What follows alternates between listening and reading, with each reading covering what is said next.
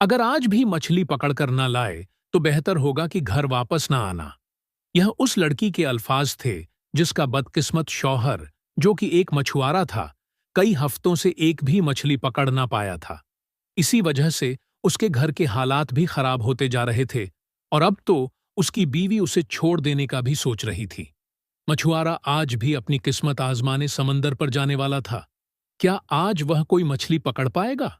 आज समंदर पर उसके साथ क्या होगा? क्या आज वह अपना घर बचा पाएगा? और क्या समंदर की मछलियां उसकी मदद करने आएंगी? क्या मछलियां उसे समंदर से सोना निकाल कर देंगी? अगर ऐसा होगा तो क्यों? कहानी सुनते हैं। सूरज की आखिरी किरणें एक ऐसे लकड़ी के पुराने घर पर पड़ रही थीं, जो समंदर के किनारे बना हुआ था। वह घर उस गरीब मछुआरे का था जिसका नाम हारून था। वह समंदर से मछलियां पकड़ता था तो तब उसका घर चलता था, लेकिन पिछले कई हफ्तों से वह अपने घर एक भी मछली पकड़कर ना ला पाया था। वो इतना गरीब था कि समंदर पर जब मौसम खराब होता और तेज हवाएं चलती तो उसका लकड़ी का घर हवा से हिलने लगता। उसकी बीवी का नाम सबा था। वो अपने शौहर की गरीबी से तंग आ चुकी थी और दिल ही दिल में अब उसे छोड़ने का सोचती थी, लेकिन यह बात उसने अभी अपने शौहर से नहीं कही थी। आज वह अपने घर से निकलकर समंदर के किनारे आ बैठी और समंदर की लहरों को देखकर कहने लगी, किस इंसान के साथ मैंने शादी कर ली है, गरीब, कंगाल और नालायक। ये कहते हुए वह खामोश हुई और समंदर को देखकर फिर सोचने लगी, अगर आज भी वह मछली पकड़कर ना लाया तो मैं उसका घर छोड़कर चली जाऊंगी। वैसे भी अब उस घर में बचा ही क्या है। अभी वह यह सोच ही रही थी कि उसे समंदर से अपनी तरफ आती हुई वह कश्ती नजर आई जिस पर उसका शौहर बैठा हुआ था और साहिल की तरफ आ रहा था।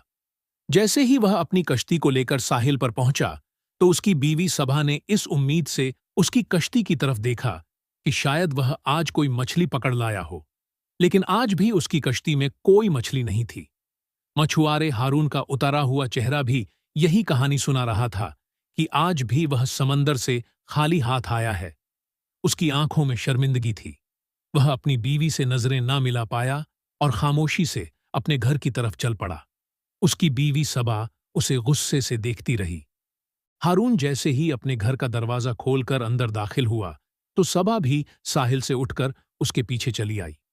सबा बदतमीजी से बोली, आज भी बस्ती के सब मछुआरे औरों के जाल मछलियों से भरे हुए थे और तुम इतने मनहूस हो कि 20 दिनों से एक भी मछली नहीं पकड़ पाए।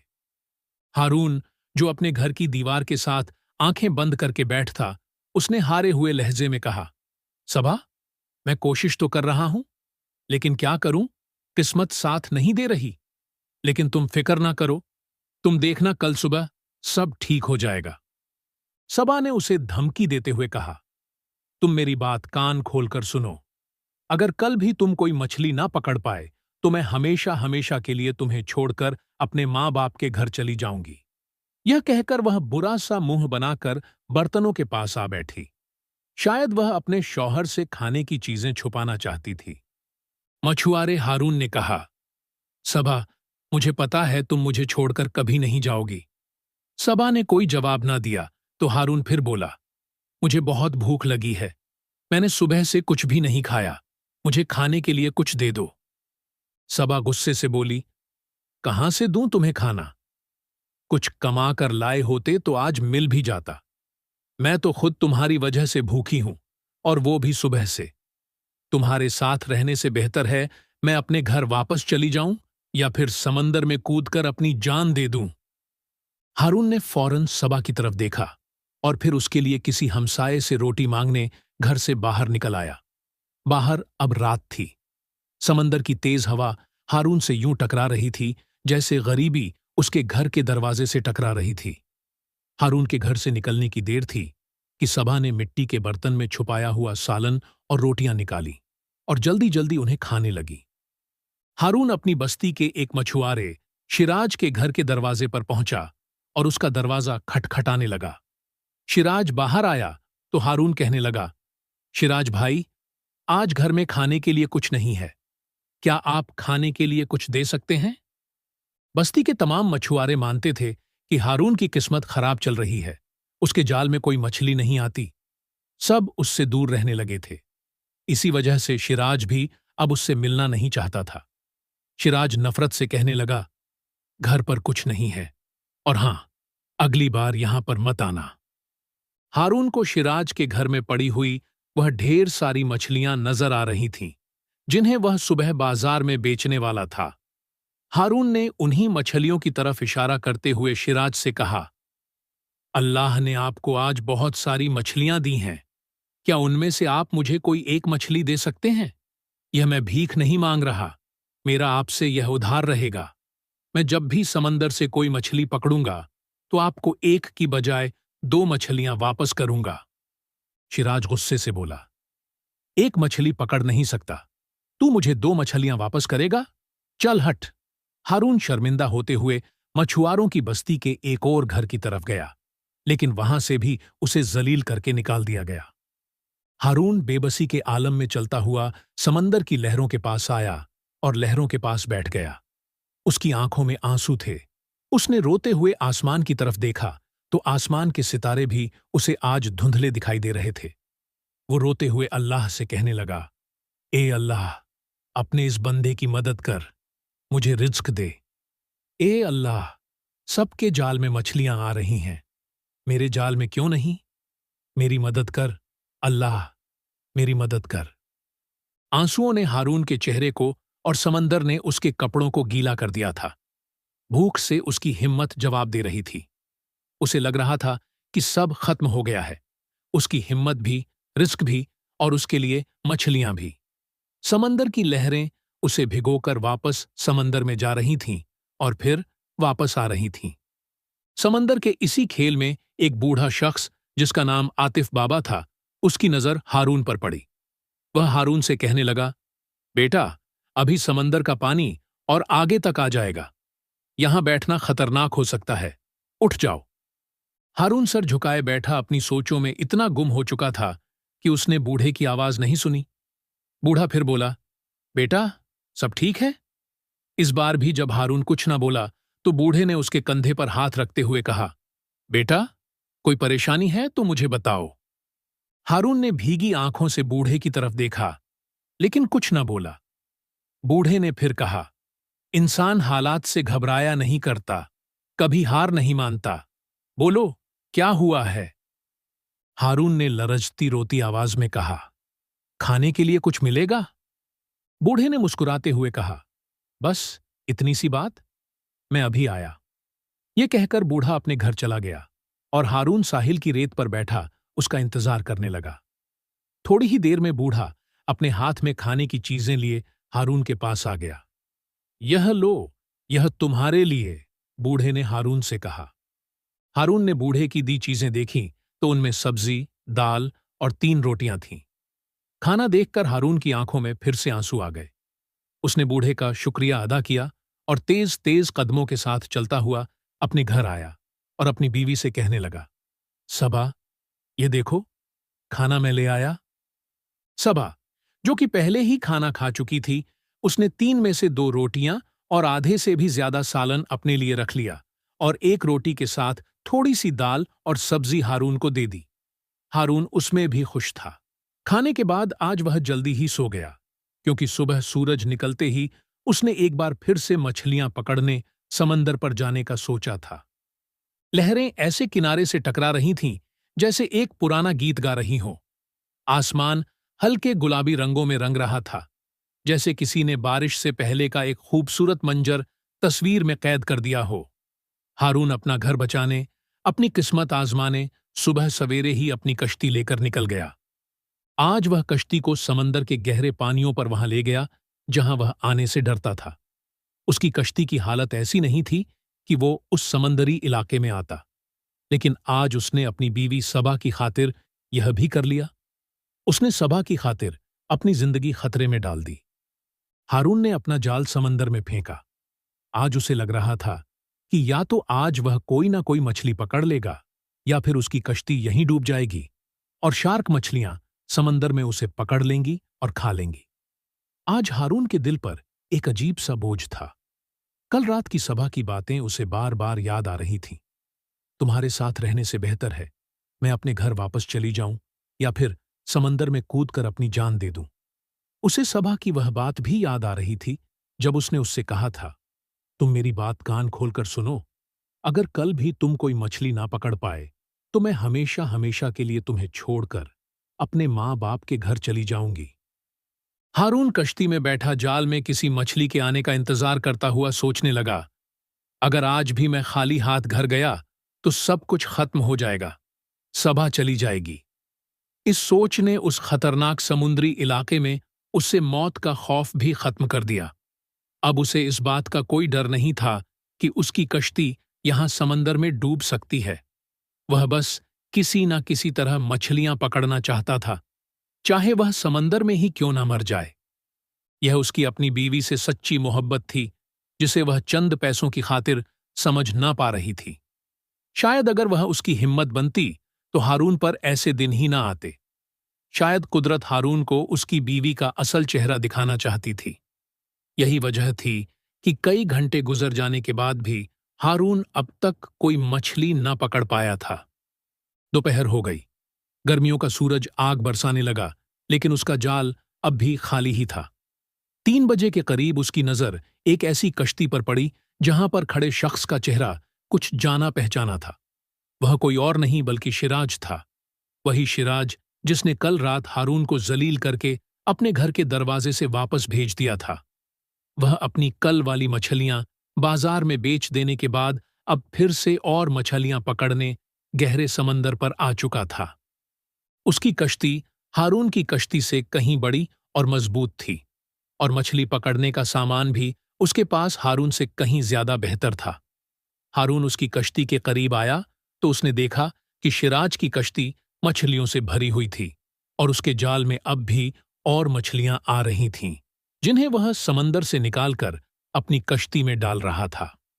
वापस जाते हुए उसने हारून को शर्मिंदा करने के लिए अपनी कश्ती में पड़ी वह सबसे बड़ी मछली दिखाई, जिसकी कीमत इतनी थी कि उसे बेचकर उसका 1 महीना आराम से गुजर सकता था।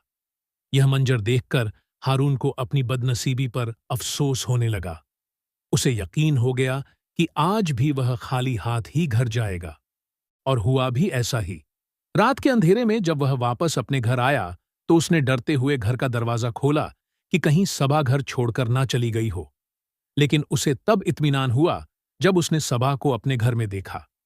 हारून सबा से झूठ बोलते हुए कहने लगा, आज एक बहुत बड़ी मछली मेरे हाथ लग गई थी। मैं उसे कश्ती पर लाने ही वाला था कि वह मेरे हाथ से निकलकर समंदर में गिर गई। मैं कल उसे पकड़ ही लूंगा। सबा अपने बिस्तर पर लेटी उसकी बात सुनती रही, लेकिन कुछ न बोली। हारून ने एक गिलास में पानी भरा और उसे पीने से पहले सबा की तरफ देखा और आहिस्ता से कहने लगा, सबा, मुझे पता था तुम मुझे छोड़कर नहीं जाओगी। मैं हिम्मत नहीं हारूंगा। देखना, अच्छे दिन जल्द आएंगे। सबा को उसकी बातों में अब कोई दिलचस्पी ना रही। वो उसे छोड़ने का फैसला कर चुकी थी। उसने अपने सारे कपड़े एक संदूक में बंद कर लिए थे। वो रात का अंधेरा खत्म होने का इंतजार कर रही थी और सुबह की किसी ट्रेन से अपने माँ बाप के घर जाने वाली थी। लेकिन हारून अभी यह बात नहीं जानता था। हारून चाहे आज कोई मछली ना पकड़ पाया था, लेकिन अपनी बीवी को अपने साथ पाकर उसे जिंदगी में कुछ उम्मीद नजर आने लगी। उसे लगने लगा कि वह उसके बुरे वक्त में उसके साथ खड़ी है, वह उसे छोड़कर नहीं जाएगी। इसी वजह से आज वह कल की तरह परेशान नहीं था। आज वह फिर से अपनी बीवी के लिए खाना लेने उसी साहिल किनारे जा बैठा जहां वह बूढ़ा कल उसके लिए खाना लेकर आया था। लेकिन आज बूढ़ा कहीं नजर नहीं आ रहा था। हारून की बेचैनी बढ़ने लगी। हारून ने इधर उधर देखकर खुद से सवाल पूछा, अगर आज वह बूढ़ा ना आया तो मैं सबा के लिए घर खाना कैसे लेकर जाऊंगा। वक्त गुजरता गया, रात गहरी हो गई, सितारे और रोशन हुए, हवा मजीद सर्द और लहरें और भी तेज होने लगीं। अब साहिल किनारे बैठकर बूढ़े का इंतजार करना फजूल था। आज वह नहीं आने वाला था। हारून मायूस होकर अपने घर चला आया।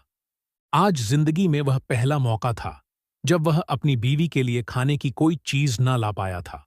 सबा रात का खाना खाकर सुबह के इंतजार में सो चुकी थी, जबकि हारून भीगी पलकें लिए उन बर्तनों को देख रहा था जिनमें सबा खाना रखा करती थी। उसने घर के बर्तनों को इस उम्मीद से देखना शुरू किया कि शायद उनमें से खाने की कोई चीज मिल ही जाए। उसकी नजर एक पतीली पर पड़ी जिसे देखकर लगता था कि शायद उसे छुपाकर रखा गया है। हारून ने उसे खोला तो उसकी आंखें खुली की खुली रह गईं। वो पतीली पके हुए चावलों से भरी हुई थी। वो खुशी से बोला, सबा, देखो चावल। यह कहते ही वो रुक गया और आगे की बात न कह पाया, क्योंकि वह समझ गया था कि यह चावल सबा ने उससे छुपाकर रखे हुए थे। लेकिन घर में जब कुछ था ही नहीं, तो यह चावल सबा के पास आए कहां से? जब उसने सोचा तो उसे याद आया कि 1 महीना पहले जब उसने मछली पकड़ी थी, तो वो उसे बेचकर चावल लेकर आया था और तब से उसके घर में एक बार भी चावल नहीं पके थे। वह समझ गया था कि उन चावलों को सबा ने अपने लिए संभाल कर रख लिया था और उन्हें आज पकाया है। उसे इस बात का इतना दुख नहीं था कि सबा ने सिर्फ अपने बारे में सोचा, बल्कि उसे तो इस बात की खुशी थी कि वह आज भी भूखी नहीं सोई। हारून ने अपना पेट भरने के लिए वही चावल खाए जो सबा छुपाकर सोई थी। आधी रात को समंदर का पानी और आगे आ जाता था। पानी उस घर के करीब तक पहुंच जाता था जहां हारून और सबा रहते थे। आज भी समंदर का पानी उनके घर के करीब आ चुका था, जिससे उनके घर में सर्दियों जैसी ठंड हो गई थी। हारून ने चादर ली और बिस्तर पर लेटकर घर की खिड़की से बाहर समंदर की लहरों को आता जाता देखकर यही सोचने लगा कि आज वह सुबह से भूखा था और सबा ने फिर उससे चावल छुपाकर रखे। इन्हीं सोचों में वह सो गया और समंदर पर सुबह हो गई। आज वह सुबह हुई थी जो हारून को सबा का असल चेहरा दिखाने वाली थी। आज वो सुबह थी जो सब कुछ बदल देने वाली थी।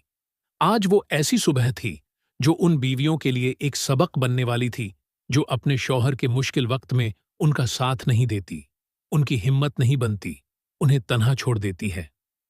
सुबह की पहली किरण के साथ ही हारून फिर से मेहनत करने के लिए उठ गया। सबा अब भी सो रही थी। हारून सबा को अपनी बीवी के रूप में जिंदगी में आखिरी बार देख रहा था, लेकिन इस बात से बेखबर वह सबा के लिए मेहनत करने घर से बाहर निकल आया। वह समंदर किनारे पड़ी अपनी कश्ती का जायजा लेने लगा। आज वह और भी बड़ा खतरा मोल लेने वाला था।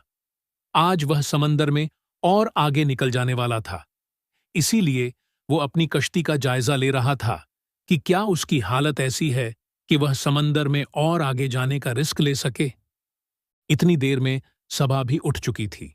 उधर हारून कश्ती लेकर समंदर पर रवाना हुआ, इधर सबा रेलवे स्टेशन के लिए रवाना हुई।